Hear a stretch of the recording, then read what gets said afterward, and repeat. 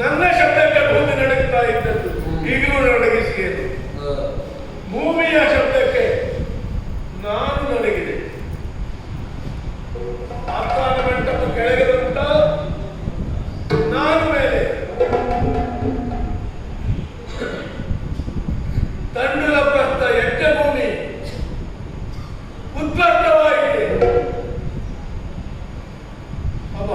ಎಂತ ಶಬ್ದ ಇದೆ! ಬ್ರಹ್ಮಾಂಡ ಕಟಾಹರಿಯಿದೆ ಅಲ್ಲ, ಮಾಗದನ ಭುಜಲಕ್ಷ್ಮಿಯ ಅರ್ಥನಾದ ಹೋಯಿತು.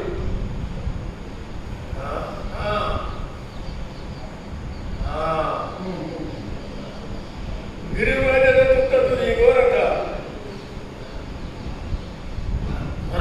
ಚೈತ್ಯಕ ಈ ಗಿರಿಗಳ ಮೇಲೆ ಸ್ಥಾಪಿಸಲ್ಪಟ್ಟ ವೃಷಭ ಚರ್ಮ ನಿಬದ್ಧ ಬೇರೆಗಳನ್ನು ಹೊಡೆದು ಬಾರಿಸಿದ್ದಲ್ಲ, ಇದು ಹೊಡೆದಲ್ಲೇ ಶತ್ರುಗಳೇ ಆಗಿರ್ಬೇಕಲ್ಲ. ಮುಟ್ಟುವ ಧೈರ್ಯ ಇಲ್ಲ ನಮ್ಮವರಿಗೂ.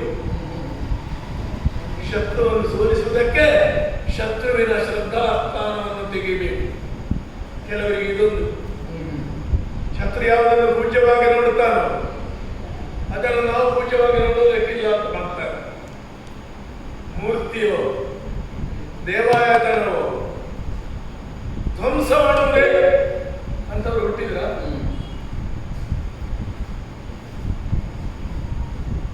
ಕ್ಷತ್ರಿಯೋತ್ತಂಸನಾದ ಮಾಗದ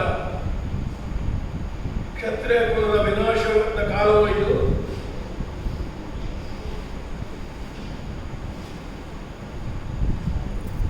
ಏಳು ನಾಗಶಕ್ತಿಗಳು ನಮ್ಮ ಪುರವನ್ನು ರಕ್ಷಿಸ್ತಾ ಇವೆ. ಪ್ರಾಕೃತಿಕವಾದ ಗಿರಿದುರ್ಗದ ಪುರದಲ್ಲಿ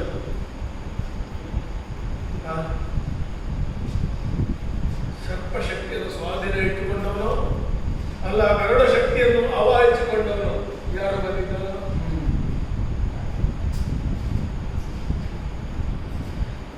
ಮೂರು ಬೇರೆಗಳನ್ನು ಒಟ್ಟಿಗೆ ಬದಲಾಗುತ್ತ ಅಂತಃಪುರನಿಗೆ ಇಡೀ ಜೀವಮಾನ ಕೇಳಿದವ ನಾನು. ರಣಬೇರಿ, ಜಯಬೇರಿ, ಭಯಬೇರಿ ಅಲ್ಲ, ಉತ್ಸಾಹ ಬೇರೆ, ರಣಬೇರಿ, ಜಯಬೇರಿ. ನಾವೇ ಒಂದು 5-6 ಹೆಸರು ಹೇಳ್ತೀನಿ, ಅದು ಗೊಂದಲ ಮಾಡಬೇಕು ಅಂತ.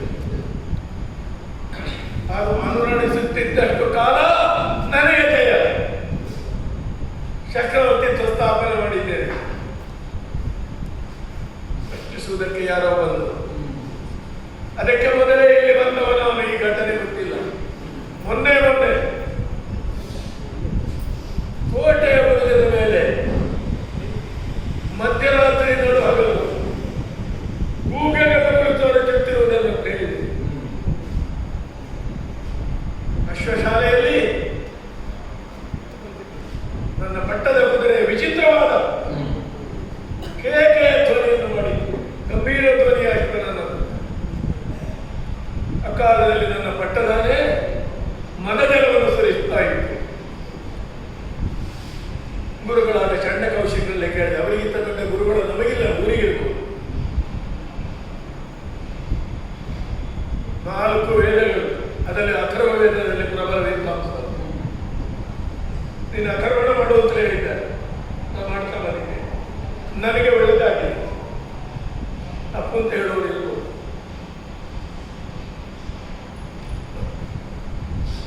ಕೆಂಡವನ್ನೇ ಕುಡಿದು ಜೀರ್ಣಿಸಿಕೊಳ್ಳುವ ಮತ್ತೊಂದನ್ನು ಕುಡಿಬಹುದು. ಯಜ್ಞ, ಯಾಗ, ಆಚಾರ ಎಲ್ಲ ಏನು ನಮಗೆ ಯಾವುದು ಒಳ್ಳೆದಾಗ್ತದೆ ಅದು. ಮಗದ ಬಂಡವನ್ನು ಲೋಕದ ಶ್ರೇಷ್ಠ ರಾಷ್ಟ್ರವನ್ನಾಗಿ ಮಾಡುವುದಕ್ಕೆ ಪ್ರಯತ್ನ ಪಡುವ ಕಾಲಕ್ಕೆ ಇದು ನಿಮಿತ್ತಗಳು ಬಂದದ್ರಿಂದ ಗುರುಗಳು ಹೇಳಿದರು, ಯಾವ ಅಪಶಕುನ ಯಾವುದು ಬಂದರೂ ನಮ್ಮ ಹತ್ರ ಒಂದು ಕಲಿಕೆ ಬಂತು. ಯಜ್ಞ ಉಂಟು, ಯಾಗ ಉಂಟು, ಪ್ರಾಯಶ್ಚಿತ್ತ ಉಂಟು, ಗೋಹತ್ಯೆಗೆ ಉಂಟು, ಬ್ರಹ್ಮಹತ್ಯೆ ಉಂಟು. ಬ್ರಾಹ್ಮಣರಲ್ಲಿ ಎಂಥದ್ದು ಕೇಳಿದರು ಪ್ರಾಯಶ್ಚಿತ್ತ ಉಂಟಲ್ಲ, ಪ್ರಾರಂಭ ಮಾಡಿದೆ. ಕನಸು ಅರ್ಧ ಕೈಯಿತು ಹೋಯಿತು. ಆ ಮಧ್ಯೆ ರಾಜಕುಮಾರನ್ನು ಕಟ್ಟಿ ಹಾಕಿದ್ದೇನೆ. 86,000. ಅದರಲ್ಲಿ 100 ಜನರನ್ನು ನೆಲೆಗಳಿದ್ದಲ್ಲ, ಹೆಜ್ಜೆ ಪವಿತ್ರವಾದ ನರಮೇಧಕ್ಕೆ ಸಿದ್ಧತೆ ಮಾಡಿದ್ದೇನೆ.